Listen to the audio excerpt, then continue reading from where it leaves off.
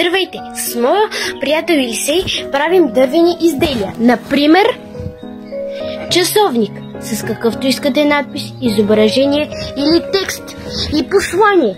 Ето може и с двете. Ето работи всичко.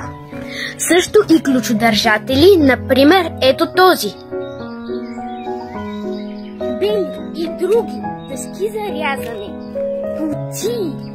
Също и дървена шайба, пак с изображение, текст, стих или стихотворение. Вие си изберете, всичко е във вашите ръце и вашето пожелание. Дъска с пак, тук е с текст, може с изображение, може и с друг текст, по ваше пожелание всичко.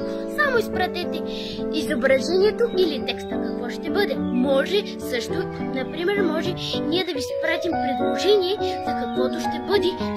Ако нямате избор, примерно, за часовника какво да има, може да ви пратим изображение или текстове, каквото искате и вие да си изберете по вашето пожелание. Ето, това е дъска за горещо. Тук слагате тенджерата и е уникат. От дървена шайба може само дърво кръгло, примерно се научи часовника, просто да, разбрах. И тук беше пък дано да беше ти студент или топъл. И така всичко по ваше пожелание. Може също и лъжица с текст на ваше име. Може също и тук сърце и пак някои изображения. Всичко е в вашите ръце. Чао и до скоро!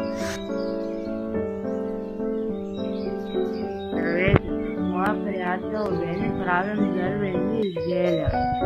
Ако искате, можете да се поръчате и вие. Ето това са ключодържатели.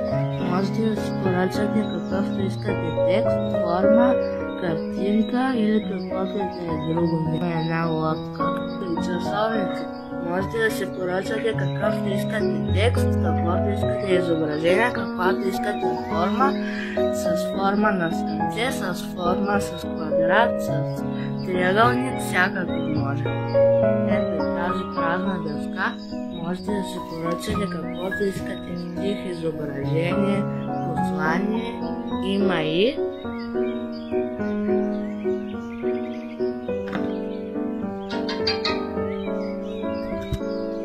можете да се поръчате дори изображение на човек.